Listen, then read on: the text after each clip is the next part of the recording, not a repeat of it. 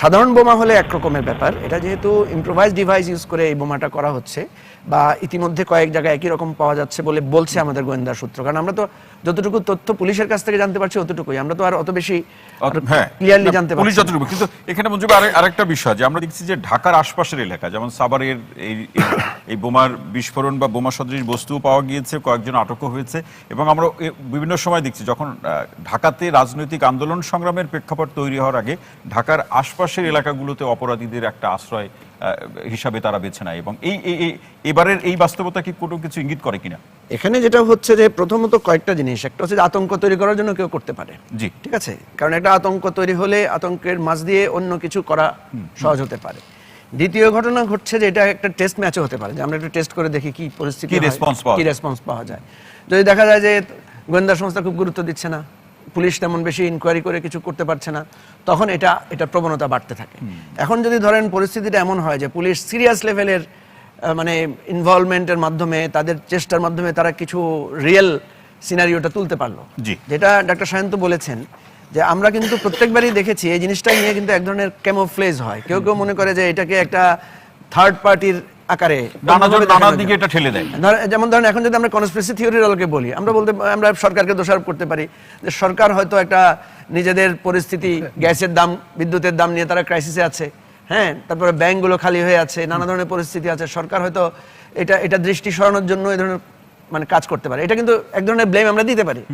আবার একইভাবে ধরেন আমরা এটাও বলতে পারি যে পরাজিত ফ্যাসিবাদেরা এক ধরনের আতঙ্ক তৈরি করার চেষ্টা করছে, সেজন্য এইটার একটা রিয়েল ইনভেস্টিগেশন লাগবে, রিয়েল একটা জবাব দিতে হবে, কারণ সরকার যেহেতু বলছে যে এই ধরনের বোমা পাওয়া গেছে, পুলিশ যেহেতু বলছে এই ধরনের পরিস্থিতি পাওয়া গেছে, সুতরাং এটার রহস্য উদ্ঘাটনের দায়িত্ব কিন্তু সরকারকে নিতে হবে। মুজিবুর রহমান মঞ্জুব, অসংখ্য ধন্যবাদ। সাইফুল হক, আপনার কাছে আসতে চাই, এবং দুজন সম্মানিত আলোচকের আলোচনা শুনলেন। এখানে আইন শৃঙ্খলা বাহিনীর ভূমিকা বা তৎপরতার জায়গাটা, যেটা আমাদের মঞ্জুভাই যে প্রশ্নটা তুললেন, যদি এটা অপরাধী গোষ্ঠী অথবা যারা নাশকতা করতে চান, আমরা যদি থিমেটিক্যালি ধরে নেই যে বড় উপস্থিতিও তারা গ্রহণ করছেন, এগুলোকে তারা টেস্ট কেস হিসাবে দেখছেন, এবং এই কেসগুলোর ক্ষেত্রে বা ঘটনাগুলোর ক্ষেত্রে আইন শৃঙ্খলা বাহিনী বা সরকারের কি ব্যবস্থা, কি তৎপরতা, সেগুলো পর্যবেক্ষণ করে বড় ধরনের কোনো নাশকতার তারা পরিকল্পনা করবেন কিনা ইত্যাদি ইত্যাদি, সেক্ষেত্রে আপনি বিষয়টিকে কিভাবে দেখছেন এবং আপনার পর্যালোচনা কি?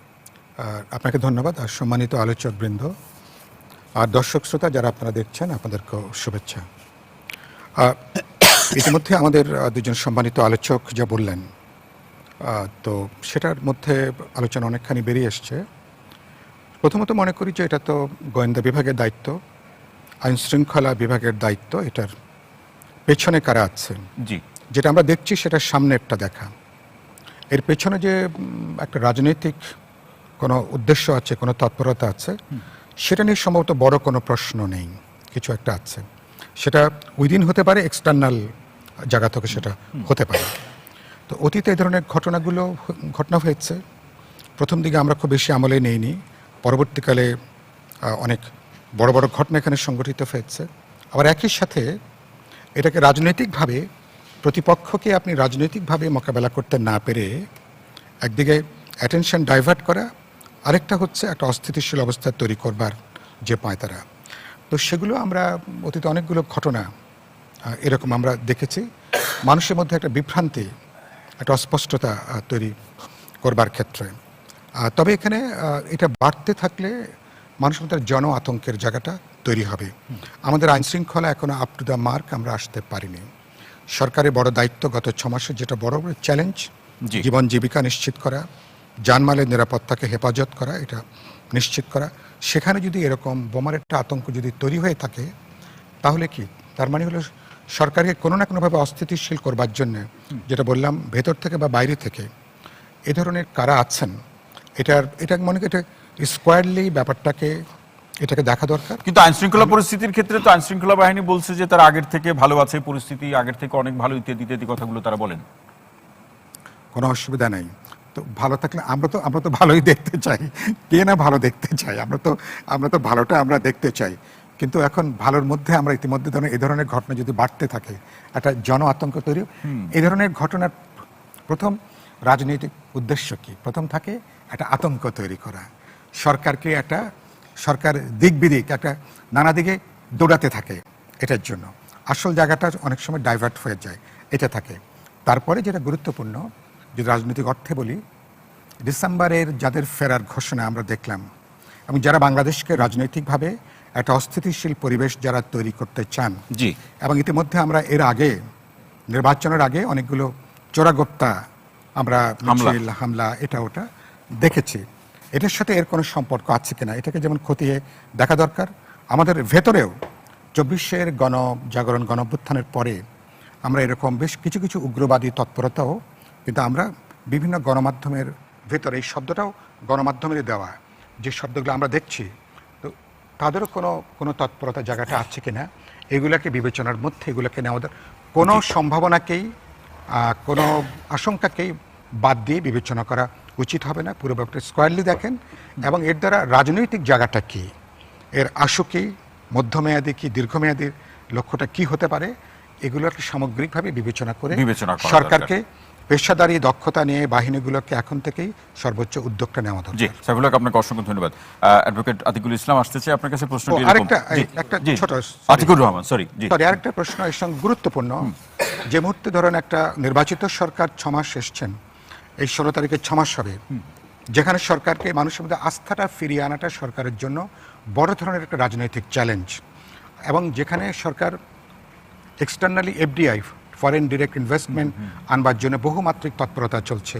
লোকাল আমাদের যারা এন্টারপ্রেনার তাদেরকে যেখানে উৎসাহিত দেওয়ার একটা তৎপরতা চলছে, সেখানে যদি এরকম একটা উদ্বেগের জায়গা তৈরি হতে থাকে, তাহলে সামগ্রিকভাবে আমাদের অর্থনীতিও কিন্তু অনেক বড় চ্যালেঞ্জের মধ্যে, যেটা প্রত্যাশা করছি সেটা কিন্তু থমকে যাওয়ার আশঙ্কাটা বাড়বে। এই অ্যাসপেক্টটা বিবেচনার মধ্যে নেওয়া দরকার। সাইফুল হক, আপনাকে অসংখ্য ধন্যবাদ। আতিক ভাই, দুঃখিত নাম ভুল করার জন্য, অ্যাডভোকেট আতিকুর রহমান।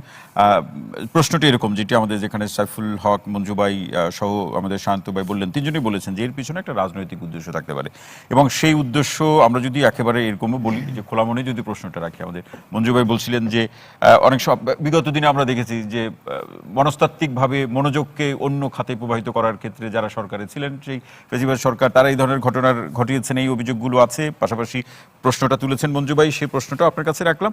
এবং এর সাথে আমরা এটাও দেখি যারা বিরোধী অবস্থানে থাকে তাদেরও নানা ধরনের কারসাজি, কোড আনকোড নানা ধরনের প্রসঙ্গগুলো থাকে, সেই সব কিছু মিলে প্রশ্নটা রাখলাম। ধন্যবাদ আপনাকে, ধন্যবাদ আমাদের সমালোচকবৃন্দ এবং যারা শুনছেন সবাইকে আমাদের শুভেচ্ছা এবং সালাম। প্রথমে আমি কোনো বিচ্ছিন্ন ঘটনা মনে করছি না। জি, আমাদের বিগত 6 মাসে আইন শৃঙ্খলা কিন্তু পরিস্থিতি এখন উন্নত হয় নাই। হয়তো এই সুযোগে কোনো একটা গ্রুপ নিজেরা সক্রিয় হওয়ার চেষ্টা করে যাচ্ছেন।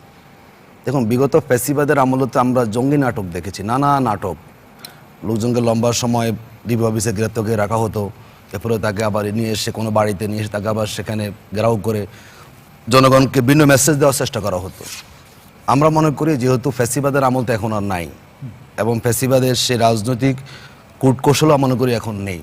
নতুন একটা সরকার ক্ষমতায় এসেছেন, তাদের উপরে এখন গুরু দায়িত্ব। আসলে এই যে ঘটনাগুলো সংগঠিত হচ্ছে, এটির উৎস একই কিনা, কিংবা এটা কোনো সংগঠিত নেটওয়ার্ক কিনা।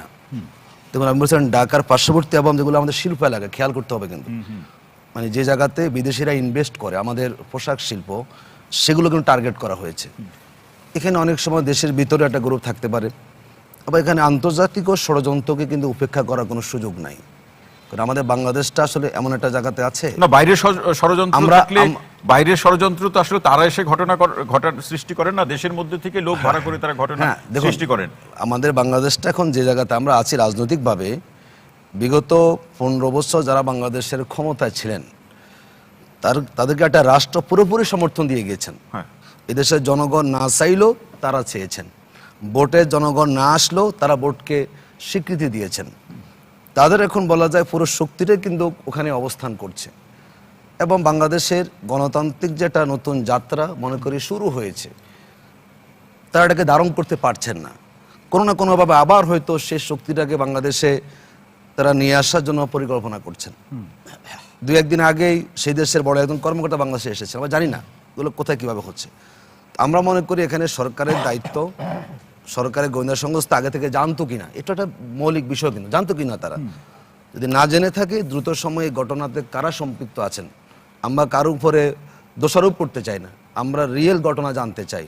কারণ ইতিপূর্বে যখন বিএনপি যার কথা আপনি আলোচনা, রয়ের প্রধান এসেছেন, কিন্তু কথা হলো তিনি তো আর ভিসা না নিয়ে বাংলাদেশে আসেন না। আমরা বলছি যে যাই হোক, এটি তিনি করবেন না, এটা তো অনেকে নানা কারণে কাজ করে দেয়। দেখুন, বিগত জোট সরকার আমলে বিএনপি যখন ক্ষমতা ছিল একসাথে বহু ঘটনা কিন্তু ঘটেছে, হ্যাঁ। সেগুলো কিন্তু আমরা নানা বিশ্লেষণ জানি। আওয়ামী লীগের আমলে বহু ঘটনা এরকম সিরিজ ঘটেছে। আমরা মনে করি এখন যে সরকার ক্ষমতা আছেন তাদের দায়িত্ব আইন শৃঙ্খলা বাহিনী কাজে লাগিয়ে, গোয়েন্দা সংস্থাকে কাজে লাগিয়ে হ্যাঁ। এগুলোকে কোনো বিচ্ছিন্ন কিন্তু ঘটনা আতিক ভাই মনে এখানে- না করে আচ্ছা। এগুলোকে অ্যাড্রেস করে আসলে ঘটনা কি জি, ঘটেছে মানে অ্যাড্রেস করা বিচ্ছিন্ন ঘটনার সেই অতীত মন্তব্য থেকে বেরিয়ে আসা। কিন্তু এই আলোচনাটা যারা রাজনৈতিক বিশেষজ্ঞ, এখানে সবাই রাজনীতির সাথে জড়িত অনেকেই এবং কোনো না কোনো ভাবে রাজনৈতিকভাবে সচেতন, কিন্তু বলা হচ্ছে যে এই কার্যক্রম নিষিদ্ধ থাকা আওয়ামী লীগ ফিরে আসার প্রশ্নে দেশে সক্রিয় কোনো রাজনৈতিক দলের উপরে ভর করবে এবং এর মধ্যে দিয়ে সে ফিরবে। এই জায়গাটা কিভাবে দেখেন? এটি অনুমানমূলক কথা, এটা আসলে না, কোনো না, এটা ভিত্তি নাই। এটি বিশেষজ্ঞরা অনেকেই বলছেন, আমি আপনার কাছে প্রশ্ন আকারে বিশেষজ্ঞরাই জিজ্ঞেস অনেক কথাই বলেন, সব বিশেষজ্ঞদের আবার অনেক সময় অজ্ঞতাও প্রকাশ পায়। আচ্ছা, অনেকে অনুমান করে কথা বলেন, না জেনে বলেন, ময়দানে এসে তাদের কোনো সম্পৃক্ত থাকে না। জি। আমরা মনে করি বাংলাদেশে এখন সরকার, আমরা উভয় কিন্তু আমরা ঐক্যবদ্ধ, আমরা রাজনৈতিক আমাদের মতানৈক্য আছে স্বাভাবিকভাবে, দেশের স্বার্থে আমরা পরস্পর বিরোধিতা আমরা করব, কিন্তু ফ্যাসিবাদের স্বার্থে আমরা মনে করি আমাদের মধ্যে ঐক্য রাজনৈতিক আছে। ঐক্য আমাদের আছে, কেউ সেখানে কোনো ধরনের জি। সহ্য করে তার আজিজুর রহমান, অসংখ্য ধন্যবাদ। করতে চাই না। অসংখ্য ধন্যবাদ আজিজুল বারী হিলাল ভাই। এই ঘটনাগুলো, বোমা বিস্ফোরণের যে ঘটনা, উদ্ধারের ঘটনাগুলো সরকার কিংবা আইন শৃঙ্খলা বাহিনী কতটা গুরুত্ব দিয়ে দেখতে পারছে বা দেখছে, সেই প্রশ্ন কিন্তু আমাদের আতিক ভাই, অ্যাডভোকেট আতিকুল ভাই। দেখুন, আমাদের দেশে এখন যে বোমা আতঙ্কের একটা শুরু হয়েছে, আমাদের গোয়েন্দা সংস্থাগুলো কিন্তু তৎপরতা আমি কিছুটা পরিলক্ষিত করেছি, যে সাভারের ওই যে শ্যামপুরে মনে হয় একটা বিল্ডিংয়ে কিন্তু আগের থেকেই অভিযান চালিয়ে আপনার পুলিশ বলছে জেএমবির কথা। আমার বক্তব্য হলো যে প্রকৃত সত্যতা, প্রকৃত তদন্ত করে যেটা বের হবে সেটাই বলা উচিত, অযথা কাউকে আগের থেকে দোষারোপ না করে আরও তদন্ত করা উচিত। তবে গোয়েন্দা ফেলার যে আমি এখনো বলবো না, কারণ প্রত্যেকটা বোমা সদৃশ্য বস্তু অনেক সময় দেখা যাচ্ছে পরিত্যক্ত পাইপ, আপনার প্রেশার কুকার, এগুলোকেও আতঙ্ক এটা সৃষ্টি হয়েছে। এই যে আপনি যদি এখন বলেন যে এই বাংলাদেশে যে এখন এই হঠাৎ করে যে বোমা আতঙ্ক শুরু হয়েছে, এটা কোনো জঙ্গিবাদী বা উগ্রবাদী গোষ্ঠী, এই ন্যারেটিভ কিন্তু বাংলাদেশের মানুষ আর মানবে না। কারণ এটা যখন ওয়ার অন টেররের যুগ ছিল, তখন এই জঙ্গিবাদ, উগ্রবাদ বলে বাংলাদেশকে একটা ভয়াবহ রাষ্ট্রের দিকে নিয়ে যেতে চাইছিল। আমরা কিন্তু এখন, তবে আতিকের সাথে আমি একটা কথা একমত, যে শুধুমাত্র আপনি ৫৫,১২৬ বর্গ মাইলের মধ্যে এই ঘটনাকে সীমাবদ্ধ রাখলে হবে না।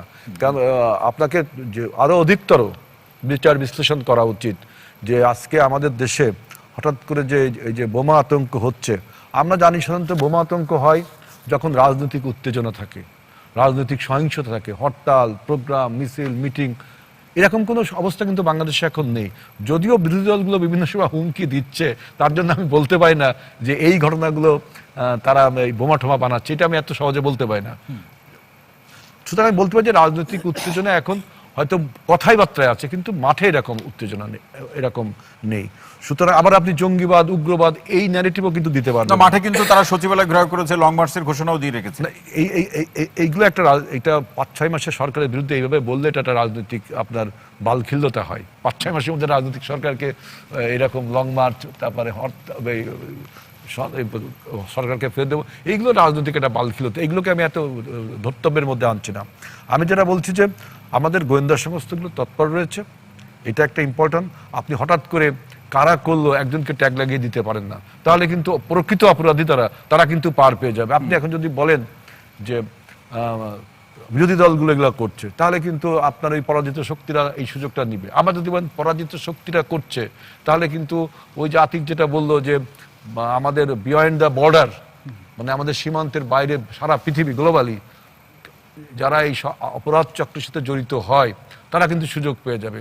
হলি আর্টিজনে যেমন ঘটনা ঘটেছিল, আপনার আন্তর্জাতিক সন্ত্রাসী গোষ্ঠীগুলো বলছে যে উই আর লায়াবেল, অর্থাৎ সরকার বলছে হোমগ্রোন, মানে দেশকে একটা সন্ত্রাসী রাষ্ট্র বিশ্বের কাছে পরিচয় করে দিয়ে দেশের মানুষকে নিধন করার যে আওয়ামী প্রক্রিয়া ছিল, সেইটা এই যে হঠাৎ করে কোনো ন্যারেটিভ বর্ণনা করা যাবে না। আমরা এখানে সবকিছু অনুমান করতে পারি। এই জন্য আমি বলি যে না, আবার আতিক ভাই বলছিলেন যে আসলে যে একটা ভারতের রয়ের প্রধান আসলেন এবং কিভাবে আসলেন, কেন আসলেন, এই প্রসঙ্গগুলো এইগুলো তো নতুন আসতো নাকি, এবার জানান দিয়ে আসছে। হ্যাঁ। এর আগেও তো আসছে, এইগুলো সাধারণত জানান দেওয়া হয় না। বিভিন্ন দেশে আইএসআর প্রধান নেওয়া আছে, মোসাদের প্রধান নেওয়া আছে, MI16 প্রধান নেওয়া আছে, বিভিন্ন সময় এই আলোচনাগুলো হয়। এগুলো পত্রিকায় খুব একটা নিউজ হয় না। এবার আমি দেখলাম যে এই নিউজটা সামনে এনেছেন, এইটা এত এইগুলো আপনাদের চিরাচরিত একটা বৈঠক হয়। আমি আতিকের কথা এইটা বলছি, শুধু আপনি উইদিন দ্য বর্ডার চিন্তা করলে কিন্তু হবে না। এখানে আরো কোনো, যেহেতু আমাদের একজন পরাজিত ফ্যাসিবাদ আর একটা দেশে লুকিয়ে আছে, তারপরে সন্ত্রাস এখন আর বর্ডার মানে না। ওই সন্ত্রাসবাদ শুধু একটা দেশের টেরিটরির মধ্যে সীমাবদ্ধ থাকে না, এখন সন্ত্রাসবাদ আন্তর্জাতিকতা রূপ পেয়েছে, এটা সত্যি কথা। কিন্তু যদি আপনি ওই যে উগ্রবাদ, জঙ্গিবাদ এইগুলো বলেন, তখন কিন্তু একটু এই কার্ড আর কাজে লাগবে, এইগুলো আর বলা যাবে না। উগ্রবাদ জঙ্গিবাদের কার্ড আর কাজে লাগবে বলতে, যদি উগ্রবাদ জঙ্গিবাদ ঠিক আছে, উগ্রবাদ জঙ্গিবাদ মুসলিম মৌলবাদকে ধরায়, মানে fundamentalism. I do agree with fundamentalism, I am the fundamentalist, so আমি ফান্ডামেন্টালিজমকে পছন্দ করি। আর যেই ফান্ডামেন্টালিজম ওই যে আপনার ওই যে আল কায়দা বা জামাতে ইসলাম, ওই ফান্ডামেন্টালিজম আমি বিশ্বাস, ইসলামের ফান্ডামেন্টালিজমে বিশ্বাসী। যাই হোক, এই সমস্ত যখন বলবেন জঙ্গিবাদের সাথে এই ট্যাগটা দিবেন যে মুসলিম জঙ্গিবাদ, মুসলিম উগ্রবাদ, তখন আমি এইটার সাথে এগ্রি করব না।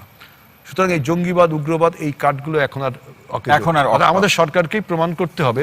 যেমন গোয়েন্দা সংস্থাগুলো বলছে সাভারের ঘটনায় জিএমবির কথা বলছে, তারপরে আমি বলছি অধিকতর তদন্ত করে একটা সংগঠনের নাম বললে আরো ভালো। মানে এই ধরনের প্রসঙ্গগুলোতে সরকার হেলাল ভাই, সরকার এবং বিরোধী দলকে একযোগে কাজ করতে হয়। সেক্ষেত্রে সরকার এবং বিরোধী দলের সাথে সম্পর্ক, রাজনৈতিক সরকার আর বিরোধী দলকে জায়গায় গিয়ে দাঁড়িয়েছে, তাতে কি মনে হয় বিরোধী দলকে পাশে পাবেন? আমি এইটা বলছি, বিরোধী দলকে যে পাশে পাবো কি পাবো না, একটা ঘটনা তার প্রমাণ হয় যে শেখ হাসিনা যখন ভারত থেকে বসে রাজনৈতিক ওয়েবনারে বক্তৃতা দিল, তখন সরকার যতটা পদক্ষেপ নিল প্রেস নোটের মাধ্যমে, আমি আশা করেছিলাম বিরোধী দল সরকার থেকেও বেশি ভূমিকা করবে, রাজপথে মিছিল মিটিং অন্তত করবে, যে একটা দেশ, আমাদের দেশের একটা পরাজিত খলনায়ককে, জনগণরা প্রত্যাখ্যাত লোককে রাজনীতি করার সুযোগ দিতে পারে না। কিন্তু তারা নিশ্চুপ ছিল, এটা আমার কাছে খুব অবাক লেগেছে।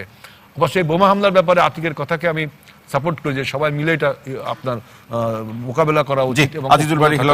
কিন্তু আমি শেখ হাসিনার ব্যাপারে আমি দেখলাম তারা তখন কোনো আপনি যা দেখেছেন তারও রাজনৈতিক ব্যাখ্যা বিশ্লেষণ আমরা শুনবো। আজিজুল বারী হিলাল ভাই, আপনাকে অসংখ্য ধন্যবাদ। আমি আসতে চাই অধ্যাপক ডক্টর ওয়ারিসুল করিম স্যার আপনার কাছে। আপনি অর্থনীতি এবং বাণিজ্যের শিক্ষক, দীর্ঘদিন ধরে শিক্ষকতার সাথে আছেন। আমাদের সাইফুল হক ভাই যে প্রসঙ্গটা বললেন, ওইটাকে ধরে আপনার কাছে প্রশ্ন রাখি যে আসলে মাননীয় প্রধানমন্ত্রীর চীন সফরের মধ্যে দিয়ে বাংলাদেশ একটা বিনিয়োগের সম্ভাবনার জায়গা তৈরি হতে যাচ্ছে, এবং আমরা বিভিন্ন সময় লক্ষ্য করছি যে বিভিন্ন দেশের বিনিয়োগকারীরা এখানে ভিজিট করছেন, ক্ষেত্রগুলো নিয়ে আলোচনা করছেন। এই আলোচনার মধ্যে এই ঘটনাগুলো বিনিয়োগের সম্ভাবনার যে ক্ষেত্র বা গতিকে কমিয়ে দিবে কিনা, বা এটা একটা ষড়যন্ত্রও কিনা? Yes, I think very concerning, especially Dr. Saiful ভাই যেটা বললেন, যে যেখানে এফডিআই এর জন্য one of the most important preconditions হলো একটা peaceful environment, working environment, political stability. আমরা যে কোনো মানে ইভেন ডোমেস্টিক ক্যাপিটাল ফর্মেশনের জন্য পলিটিক্যাল স্টেবিলিটি, পলিসিস মানে স্টেবিলিটি ইত্যাদি এগুলো দরকার ছিল। এখন এটা আমার কাছে সবচেয়ে বড় বাধা মনে হচ্ছে যে একটা পসিবিলিটি যে আমরা হয়তো বা বিনিয়োগ মানে নিরুৎসাহিত করা, অথবা বিদেশি বিনিয়োগের জন্য গভর্নমেন্ট অনেকগুলো চেষ্টা কিন্তু করছে, কয়েকটা রোড শোর প্ল্যান আছে। আমরা একটা আপনারা দেখেছেন যে আমরা ভেরি রিসেন্টলি আমরা গার্মেন্টস এক্সপোর্টে আমরা গ্লোবালি 2 নম্বর থেকে এখন আমরা ভিয়েতনামের সাথে মানে মার্জিনালি আমরা যে কোনো মুহূর্তে আবার 2 নম্বরে এসে পড়তে পারি। সো আমাদের দেখতে হবে এ ধরনের ঘটনায় আমি ইগনোর করার পক্ষে না, মানে যদিও ডিসজয়েন্টেড একসাথে হয় নাই, কিন্তু it could be a test case. আর আপনি যেটা বললেন, একটা হতে পারে যে ইগনোর না করে আমি মনে করি যাদের ম্যান্ডেট আছে সেই গোয়েন্দা সংস্থাগুলো, তাদের কিন্তু ডিউটি, এটা statutory, they are paid for it. তাদের মধ্যে হয়তো সংখ্যা কম, হয়তো ওনাদের ট্রেনিং অ্যাডিকুয়েট না। এটা এর আগে দেখেছি আমরা, সেই পিরিয়ডের সাথে এটা আমার মনে হয় একই ন্যারেটিভ মিলবে। কারণ ওই সময় কিন্তু যেই করতো ওই সরকারি বেনিফিটেড হতো ওই সময়, মানে কারণ বিরোধী পুরো জোটের মধ্যে যেহেতু অনেকগুলো ইসলামী দল ছিল, খুব ইজিলি বিএনপি সহ অনেকগুলো ইসলামী দল ছিল, কিন্তু বিএনপিকে কেউ সন্দেহ করতো না। কিন্তু যেহেতু ইসলামী দল আছে সাথে, তো পুরো বিএনপিকেই তখন মানে টোটাল বিরোধী দলকে মানে ঘায়েল করার জন্য এটা ইউজফুল একটা টুল ছিল। কিন্তু এখন যেহেতু সেরকম মানে সম্ভাবনা নাই, এখন বিএনপি সরকার ক্ষমতায়, এই সরকার বোমাবাজি থেকে কোনো বেনিফিট পাওয়ার কথা না। ইউজুয়ালি যে কোনো অস্থিতিশীলতা হলে আপনি ইউজুয়ালি সরকার বেনিফিশিয়ারি হয়, কারণ সরকার বলতে পারে যে দেখো আমাদেরকে তো দেশ চালাতে দিচ্ছে না। এবং আমি এখানে বলবো যে এই জায়গাতে তাহলে একটু বেশি করে করিম স্যার আলোচনা শোনা, আমি প্রশ্নটি রেখে বিরতি থেকে ফিরে এসে লম্বা সময় নিয়ে শুনছি। সেটা হচ্ছে যে চীনের এখানে বিনিয়োগ আসলে সেটা অন্য দেশের জন্য একটা গাত্রদাহ অবস্থা হবে, সেটা স্পষ্ট আমরা বুঝতেই পারছি।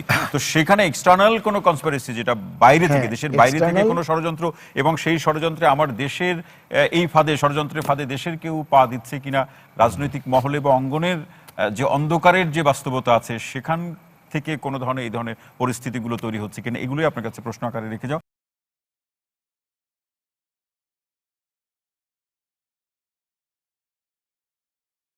বিষয়টি নিয়ে আজকে আলোচনা করছি। হঠাৎ বোমা কিসের আলামত, পাশাপাশি এর সাথে রাজনীতির যে প্রসঙ্গগুলো আছে সেগুলো আমরা আলোচনা শুনছি। যে আলোচনাটি শুনছিলাম অধ্যাপক ডক্টর ওয়ারিসুল করিম স্যার, আপনার কাছ থেকে প্রশ্নটা ছিল বিনিয়োগের সম্ভাবনার জায়গাকে বাধাগ্রস্ত করা এবং দেশীয় রাজনীতির যে সূত্রপাত কিংবা যে প্রেক্ষাপট বা চর্চা আমরা লক্ষ্য করছি, এই শক্তির মধ্যে থেকেই কোনো একটাকে পুঁজি করে বাইরের যারা এখানে অস্থিরতা সৃষ্টি করতে চান তারাই সাধারণত করে থাকেন, এমনটি আমরা দেখি বিভিন্ন জায়গায়। এটা আমি কয়েকটা পসিবিলিটি দেখছি। বলুন বলুন। একটা হলো যে যখন আপনার কাছে কোনো ডিরেক্ট এভিডেন্স না থাকে, কোনো সাক্ষী না থাকে, এবং এখানে অনেক জায়গায় এক্সপ্লোশনগুলো হয় নাই, পুলিশ গিয়ে সেটাকে ডিসমেন্টেল করেছে। সো যখন আমাদের কাছে কোনো ডিরেক্ট যে বললাম উইটনেস নেই, তখন আপনাকে চেক করতে হয় যে বেনিফিশিয়ারি কে। এখন এক্ষেত্রে আমি যে বলছিলাম যে বর্তমান সরকার যেহেতু মানে প্রপারলি ইলেক্টেড, যথেষ্ট মানে এনাফ ম্যান্ডেট আছে, এই সরকার আনস্টেবল কোনো সিচুয়েশন থেকে সরকারের নিজের কোনো বেনিফিট নেই। সো সরকারের কোনো কারণ নেই তার যে এজেন্সিগুলো আছে এজেন্সিগুলোকে চুপচাপ বসিয়ে রাখা। সরকারের অবশ্যই উচিত হবে, আমি হলে ওই এজেন্সিগুলোকে বলতাম যে মানে ও রিডাবল ইওর এফোর্টস, যে তুমি ওভারটাইম কাজ করো, যেখান থেকে পারো বের করো। আরেকটা বেনিফিশিয়ারি হতে পারে যদি ইনভেস্টমেন্ট পয়েন্ট অফ ভিউ থেকে হয়, আমাদের যাদের সাথে কম্পিটিশন এখন, আমাদের ডেফিনেটলি আমি একটা দেশ বলবো না, আমাদের তো এই মুহূর্তে কম্পিটিশন হচ্ছে চায়না ভিয়েতনামের সাথে। তো চায়না ভিয়েতনাম আমার মনে হয় না এর সাথে ইনভলভ। ইন্ডিয়া অথবা হিল ট্র্যাক্স অথবা কোনো বিচ্ছিন্নতাবাদী কোনো গোষ্ঠী, ইভেন মিয়ানমার, মানে যদি আপনি দেশের বাইরে অনেকগুলো পসিবিলিটিস আছে। এখন আপনি এর আগে যেটা বলেছিলেন যে ওরা তো এসে নিজে করবে না, ওরা লোকাল, এবং আপনি দেখবেন যে দেখতে আমাদের মতোই বখাটে। বাংলাদেশে তো আনএমপ্লয়মেন্ট এত হাই, এখানে আসলে খুব সহজেই এ ধরনের ক্রাইম, কারণ অনেকে ওই 50,000 টাকা 1 লাখ টাকা দিলে তার নিজের জীবনকেও তুচ্ছ মনে করে। আর এই ধরনের সিচুয়েশনে ইটস ভেরি ইজি। আর এখন যেহেতু আনএমপ্লয়মেন্ট, পভার্টি ইত্যাদি আবার তো বাড়ছে, খুব তো ভালো নেই আমরা। সো এগুলো ব্যাপারে এখন স্পেকুলেট করা ঠিক হবে না। আমার মনে হয় কম্পিটিশন একটা ব্যাপার, ফরেন ইনভেস্টমেন্ট, ইন্ডাস্ট্রিগুলোকে আমরা অলরেডি গার্মেন্টসে গ্যাসের অবস্থা খারাপ, ইলেকট্রিসিটির অবস্থা খারাপ। সরকারের একটা পসিবিলিটি আছে যদি আপনি সরকারকে সমালোচনা করতে চান, যে অন্যত্র যে দৃষ্টি সরানো, যখন গভর্নমেন্ট পারফর্ম করে খারাপ, অলদো এখন বিএনপি এখনো খারাপ পারফর্ম করছে না, আওয়ামী লীগের সময় একটা ইনসেন্টিভ ছিল, তার অনেক মানে মিসডিডস। কিন্তু বিরোধী দল তো 5 মাসেই তারা বিরোধী দল 5 বছরের মন্তব্য করে ফেলে। বিরোধী দল একটু ইমপ্রেশন, বিরোধী দলের কাজই তো ধরুন মানে মাঠে অ্যাক্টিভ থাকা।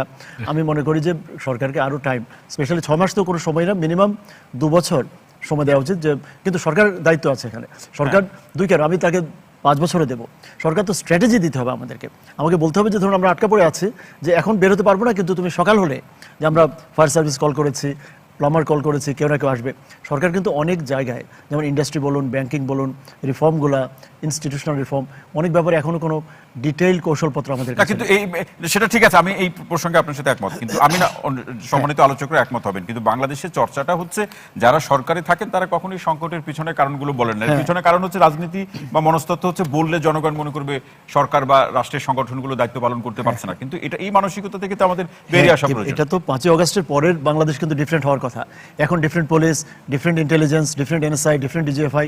এখন কিন্তু আপনি সাধারণ মানুষের সাথে, আমাদের স্টুডেন্টস, আমাদের ইন্ডাস্ট্রিয়ালিস্ট, আমাদের বিজনেস কমিউনিটি, জার্নালিস্ট, সবার সাথে কাজ করার কথা। এখন আর গোয়েন্দা নিয়ে ওই রহস্য, যেমন ডিবি অফিস এখন আগের মতো কিন্তু আমরা মনে করি না। সো এখানে কিন্তু যেমন আপনি থানায় গিয়ে এখন হয়রানি কিন্তু আশা করবেন না। কিন্তু যদিও আমরা হয়তো দরিদ্র থাকবো আরও কিছুদিন, কিন্তু ইনস্টিটিউশনগুলো ডিফারেন্টলি ওয়ার্ক করার কথা, তাই না? ছাত্র শিক্ষক সম্পর্কটি ডিফারেন্ট হওয়ার কথা, পুলিশের সাথে কয়েদির সম্পর্ক ডিফারেন্ট হওয়ার কথা, কোর্টে গিয়ে ডিফারেন্ট হিউম্যান রাইটস পাওয়ার কথা। সেই অর্থে আমি বলবো যে এজেন্সিগুলোকে মানে ডাবল এফোর্ট দেওয়ার কথা, এবং তাদেরকে আপনি অন্য কাউকে আমি শত্রু খুঁজবো কেন? যেই করুক, আমার তো পেইড পিপল আছে টু ফাইন্ড ইট আউট, তো সে আমাকে বলুক যে করেছে, তাই না? সময় দেবো, কিন্তু এ ব্যাপারে দেখবেন যে এগুলো মানে নিজেরাই নিজেদের ত্রুটিগুলো খুঁজে বের করে ব্যবস্থা গ্রহণ করা প্রয়োজন। অধ্যাপক ডক্টর ওয়ারিসুল করিম স্যার, ধন্যবাদ। মঞ্জু ভাই সম্মত কিছু যুক্ত করবেন? আমি একটা জিনিস বলতে চাচ্ছিলাম, সেটা হচ্ছে যে এই যে ডিভাইস ওয়ালা বোম বানায় যারা, এটা কিন্তু খুব সাধারণ লোক না। এবং আমরা যদি দেখি, মানে ক্রিমিনোলজির উপরে কিছুটা হলেও পড়াশোনা করেছি, বা ক্রিমিনালসদের সাইকোলজি যদি আপনি দেখেন, তাহলে দেখবেন একটা লোক কোথাও গিয়ে বম সেট করতেছে, সে কিন্তু খুব সাধারণ লোক না, অনেক ভীতি পরিস্থিতি, অনেক কৌশলগত জায়গায় গিয়ে সে করে। এবং সে যখন যেখানে বোম বানায়, নানা ধরনের মানে ইকুইপমেন্টস তাকে জোগাড় করতে হয়। সো গোয়েন্দারা কিন্তু চেষ্টা করলে এই নেটওয়ার্ক বের করতে পারবে। একটা ক্রিমিনালস যদি সিঙ্গেল ক্রিমিনালস হয়, তাকে হয়তো আপনি ট্রেস করতে পারেন না, কিন্তু সে যখন অনেক কিছু নেটওয়ার্কের মধ্যে থাকে, তখন আপনি তাকে ট্রেস করাটা সহজ হয়। এই জায়গা থেকে কোনো কারণ নাই আমাদের গোয়েন্দারা এটা খুঁজে বের করতে। সো এটা যদি বের করতে না পারে, ওইটা হচ্ছে সবচেয়ে বেশি ভয়ঙ্কর ব্যাপার। যখনই ওইটা পুলিশ বের করবে না, যখনই এটাকে নিয়ে নানা ধরনের রাজনীতি করার চেষ্টা করবে, তখন আপনি ধরে নিতে পারেন নিশ্চিন্ত যে এটার পেছনে অনেক গভীর হ্যাঁ, যে কোনো তারা- ভূত আছে ইনভলভমেন্ট আছে, পেছনে কোনো ভূত আছে। ভূত তারা আছে। আসলে এবং দিচ্ছে। এটা সরকারের কিন্তু আপনি ফেলিওর হিসেবে ধরতেই হবে আপনাকে। জি, মুজিবুর রহমান মঞ্জু ভাই, অসংখ্য ধন্যবাদ। আমি ডাক্তার সাকাত হোসেন শান্ত আসতে চাই, যেখানটায় আমাদের আজিজুল বারী হেলাল ভাই বললেন যে আসলে এই কার্যক্রম নিষিদ্ধ আওয়ামী লীগ যখন অনলাইনে তারা সভাটা করলো, একটা দিল্লিতে একটা প্রেস কনফারেন্স করেছে, সেই জায়গাতে সরকারি দল বা দলের সমর্থকরা যেভাবে এটি প্রতিবাদ জানিয়েছে সোশ্যাল মিডিয়াতে, এই প্রশ্নে বিরোধী দল বা জামাত এবং তার নেতৃত্বে 11 দলীয় নির্বাচনী জোটের সেই তৎপরতা দেখেনি। যতটা তৎপরতা দেখা যায়, বিএনপির সাথে কোনো বিরোধ সৃষ্টি হলে তৎপরতা শুরু হয়। এমন রাজনৈতিক বাস্তবতা কেন? আচ্ছা, ওই প্রসঙ্গে আসার আগে বরং জি। এই যে বোমা বিষয়টা নিয়ে যে আলোচনা, ওইখানে আর একটু কন্ট্রিবিউট করতে চাই। বলুন। সেটা হলো গোয়েন্দা তৎপরতার বিষয়টা দেখেন, শুধুমাত্র হেমায়েতপুরের শ্যামপুরের যে ঘটনাটা, এখানে আগাম তথ্য পেয়ে ওইখানে গিয়ে উদ্ধার করার এইখানে গোয়েন্দা তৎপরতা এবং আইন শৃঙ্খলা রক্ষাকারী বাহিনীর একটা সফলতা আছে। কারণ এই লোকরা মাত্র 2 আগস্ট বাড়ি ভাড়া নিয়েছে এবং তারা বলেছে যে তারা ড্রাইভার এবং তাদের বাচ্চাকে পাশের স্কুলে পড়াতে নিয়েছে, তাদের গতিবিধি সন্দেহজনক ছিল। কিন্তু এর বাইরে বরিশালের বাকেরগঞ্জে যে এক প্রত্যন্ত অঞ্চলে উঠোনের মধ্যে সব ভোর 6টায় বাচ্চাকে ব্যায়াম শেখাচ্ছে, সে অবস্থায় এইরকম হলো এবং দুঃখজনকভাবে আজকে তার একজন ভিকটিম মারা গেলেন। এর আগে যে মেট্রো রেলের মতিঝিলে যে বোমা পাওয়া গেল, কিংবা সাভারের আশুলিয়ায় যে পাওয়া গেল মুদি দোকানে, এর কোনোটারই কিন্তু এখনো আমরা কোনো ক্লু পাইনি যে এটা কারা করেছে, কারা রেখেছে, কোত্থেকে এসেছে, তার বিস্তারিত কিছু এখন এটা মঞ্জু ভাই কিন্তু এটাই বলছিল, যেটাই ভয়ঙ্কর। জানতে পাইনি। সেটাই এটাই ভয়ঙ্কর। এখন এই বিষয়ে তৎপরতা বাড়ানো দরকার এবং এই তৎপরতা বেশি থাকা দরকার আরও ছিল এই জন্য যে ইন্ডিয়ায় সজীব ওয়াজেদ জয় যে বক্তব্য রেখেছেন, সেখানে কিন্তু উনি বলছিলেন যে ভারতের পূর্ব পাশে আর একটা পাকিস্তান গড়ে উঠছে, এই জঙ্গিবাদের প্রসঙ্গ নানান বিষয় নিয়ে, এবং স্পষ্টভাবে তিনি অভিযোগ করে বলছিলেন যে আওয়ামী লীগ সরকারের আমলে গ্রেফতার হওয়া বহু সাজাপ্রাপ্ত জঙ্গিকে মুক্তি দেওয়া হয়েছে, নিষিদ্ধ গঠিত সংগঠন হিজবুত তাহরির প্রকাশ্যে সমাবেশ করছে এবং আল কায়েদার সঙ্গে জড়িত ব্যক্তিরা জনসভায় বক্তব্য রাখছে। তো এইরকম একটা বক্তব্য দেওয়ার পরে সে তার এই বক্তব্যকে প্রমাণ করবার জন্য বা সেটাকে এস্টাবলিশ করবার জন্য তাদের দ্বারা ব্যবহৃত হয়ে কোনো গোষ্ঠী এরকম ঘটনা ঘটাতে পারে, এই সন্দেহটা পোষণ করে আইন শৃঙ্খলা রক্ষাকারী বাহিনী এবং গোয়েন্দা বিভাগের আরও বেশি নজরদারি, আরও বেশি সতর্ক হওয়ার দরকার ছিল বা এখনো সেই দরকার আছে। কারণ আওয়ামী লীগরা আমরা সবসময় মনে করি actually they are two edged sword, দ্বিধারী তলোয়ার, দুই দিকেই ধার। ওই যে বলে যেতেও কাটে আসতেও কাটে। তারা বিরোধী দলে থাকতে নিজেরা নাশকতা করায়, পেট্রোল বোমা মারে, মানুষ পড়ে, জঙ্গিবাদের নামে নাটক সাজায়, আবার সরকারে আসলে আবার গোয়েন্দাদের দিয়ে নিজেরাই করে বিরোধী দলের উপর দায় চাপায়। এই প্র্যাকটিসটা তাদের পুরনো। ফলে ওই যে সুর তুলেছে তারা, যে আওয়ামী লীগ ক্ষমতায় থাকতে এইরকম একটা বিষয় তারা এস্টাবলিশ করার চেষ্টা করত যে তারা ক্ষমতায় না থাকলে এইদের জঙ্গিবাদের হাত থেকে কেউ রক্ষা করতে পারবে না, অতএব তাদের ক্ষমতায় রাখা দরকার, বিনা ভোটে হলো। আবার তারা বিরোধী দলে গিয়ে আবার এখন ওইটাই এস্টাবলিশ করবার জন্য আগাম যে বক্তব্য থ্রো করছে যে আওয়ামী লীগ নাই মানিয়ে এটা দ্বিতীয় পাকিস্তান হয়ে যাচ্ছে এবং এইখানে এই যে এইরকম নাশকতা, জঙ্গিবাদ, এটা ওইটা উত্থান হবে, এইটাকে রাজনৈতিকভাবে, প্রশাসনিকভাবে, গোয়েন্দা তৎপরতার মাধ্যমে সর্বতোভাবে করতে হবে। কারণ বাংলাদেশে এখনো পর্যন্ত বিরোধী দল এবং সরকারি দলের তিক্ততা বা অবস্থান এমন পর্যায়ে যায় নাই যে বিরোধী দল এত এই সময়, এই 6 মাসের মাথায় এই বোমা হামলা বা এইরকম এই নাশকতা বা বোমা যেতে পারে, সেটা বিশ্বাসযোগ্য না। আমার যে প্রশ্ন ছিল এখন হ্যাঁ, এক একজনের রাজনীতির ধরন এক এক রকম থাকবে। আওয়ামী লীগ প্রশ্নে আওয়ামী লীগের বিভিন্ন তৎপরতা নিয়ে, ধরেন এই যে নোয়াখালীতে আওয়ামী লীগের প্রকাশ্যে তাদের নেতা কর্মীদের যে মিছিল করলো, সেটা নিয়ে যে সংঘর্ষ হলো, ছাত্রদল, যুবদল, বিএনপির লোকরা করলো এবং ছাত্রদলের মোটরসাইকেল পুড়িয়ে দিল আওয়ামী লীগ, এই পলাতক সংগঠন, নিষিদ্ধ সংগঠনরা। সেইখানে জামাত ইসলাম এবং এনসিপি বিএনপির সঙ্গে কিন্তু একাত্ম হয়ে দাঁড়ায়নি। তারা প্রতিবাদ করেছে নিজেদের মতো করে, কিন্তু শক্ত প্রতিবাদ বলতে এরকম কিছু চোখে পড়েনি। বিভিন্ন জায়গায় আওয়ামী লীগ জঙ্গি মিছিল বা হঠাৎ করে একটা তাৎক্ষণিক মিছিল বের করে ওই যে 5 মিনিট 3 মিনিটের করে দৌড়ে যায়, তাদেরকেও ধাওয়া করা, ধরিয়ে দেওয়ার আপনি পরিসংখ্যানগুলো দেখলে দেখবেন শতকরা 98% তাদেরকে ধরা, পুলিশের হাতে দেওয়া বা প্রতিরোধ করাটা বিএনপি বা তাদের অঙ্গ সংগঠনের নেতাকর্মীরা করেছে। জামায়াত ইসলাম, এনসিপি তারা যতটা আওয়ামী বিরোধিতা তাদের বক্তব্যে থাকে, কাজে মাঠে ততটা আমরা দেখি না। এমনিতে ততটা দেখার প্রত্যাশাও বা কেন করেন? সরকারের কাছ থেকে কি তারা সেই যথাযথ সম্মান বা মর্যাদা পাচ্ছে? না না, মবের ট্রেনিং কি বিএনপি বেশি পায়, জামাত কম পায় এরকম? না, এটা মবের প্রশ্ন না, এটা হলো নাশকতাকারী নিষিদ্ধ যারা তাদেরকে প্রতিরোধ করা। এটাকে তো মব বলবেন কেন? রাজনৈতিকভাবে প্রতিহত। আপনারা সিলেক্টিভ মব বলেন তো, এইজন্য না, সেটার উদাহরণ চাইলে সেটা পরে দিচ্ছি, আগে আমি এই কথাটা শেষ করে নেই যে রাজনৈতিকভাবে জামায়াত বিএনপি ভিন্ন ধরনের রাজনীতি করে, ভিন্ন আদর্শের রাজনীতি করে, সরকারি দল বিরোধী দল আছে, প্রতিযোগিতা আছে, সব করবে, এনসিপির সঙ্গে প্রতিদ্বন্দ্বিতা আছে, সব করবে।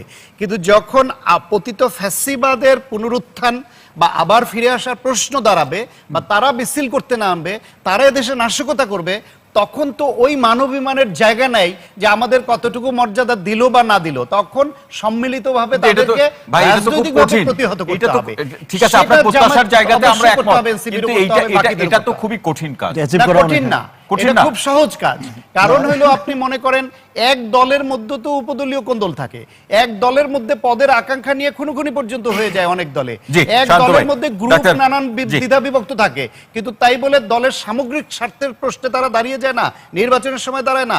তো এইরকম বিভিন্ন দল হলে দেশের স্বার্থ, সার্বভৌমত্বের স্বার্থে, আমাদের আত্মমর্যাদার স্বার্থে। স্বাগত হোসেন শান্ত ভাই, অসংখ্য ধন্যবাদ। আতিকুর রহমান, এখানে বেশ কিছু কথা এসেছে। শান্ত ভাই বললেন যে ফ্যাসিবাদের মিছিলকে আমরা করতে পারি না কেন? দেখুন, প্রথম এটা আইনশৃঙ্খলা বাহিনীর কাজ। আমরা মনে করি বিগত বিশেষ করে ইন্টারিমের সময় তো খুব হার্ড লাইনে ছিল, তখন বিগত 5 সময় আমরা কিন্তু খুব বেশি অ্যাক্টিভ দেখি না আইনশৃঙ্খলা বাহিনীকে। কোথাও কোথাও আমরা দেখলাম, দেখুন এখন আওয়ামী লীগ শেল্টার কার থেকে পাচ্ছে?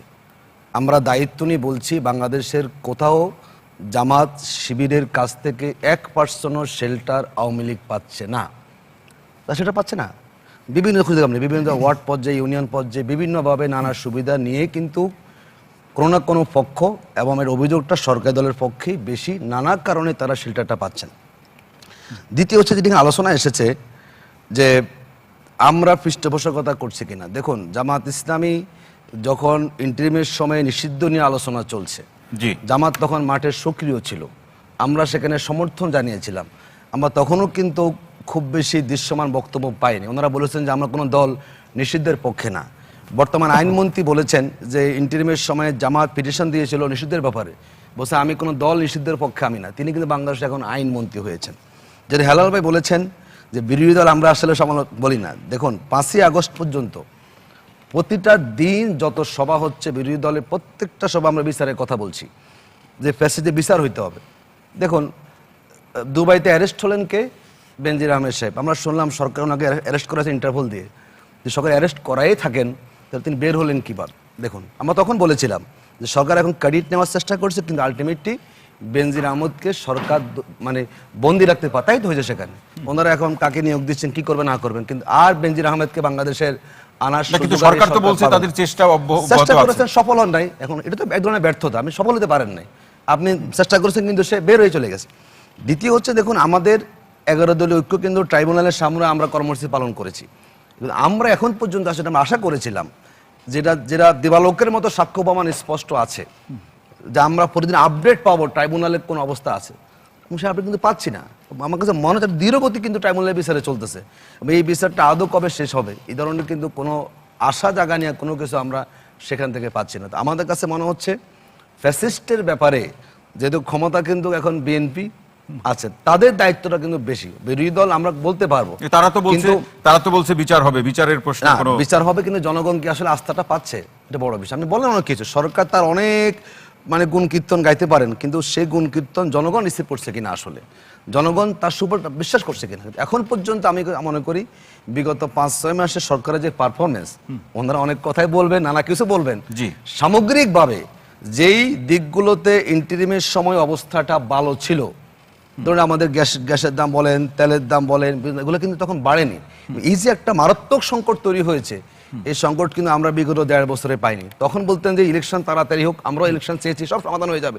না, আমরা এখন দেখলাম কি আসলে সমাধানটা অনেক বিষয় কিন্তু এখন কি হচ্ছে, সমাধান তো হয় না, বরং বিভিন্ন ধরনের উদ্যোগ নিচ্ছে, নীতি গ্রহণ করতেছেন।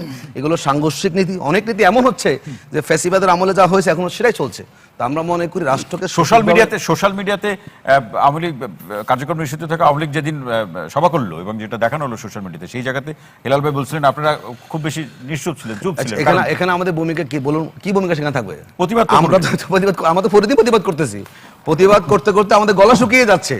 বলে আমাদের কাছে মনে হচ্ছে সরকারের জায়গা থেকে পদক্ষেপটা কম নেওয়া হচ্ছে। আমরা তো রেগুলার বলতেছি, যাদের হাতে ক্ষমতা আছে আমরা বলতে পারি গলা ভিজাই দেন মাঝে মাঝে, ঠিক আছে, কিন্তু আপনারা তো কার্যক্রম গ্রহণ করবেন, দায়িত্বটা আপনার হাতে, কাজটা আপনারা করতে হবে।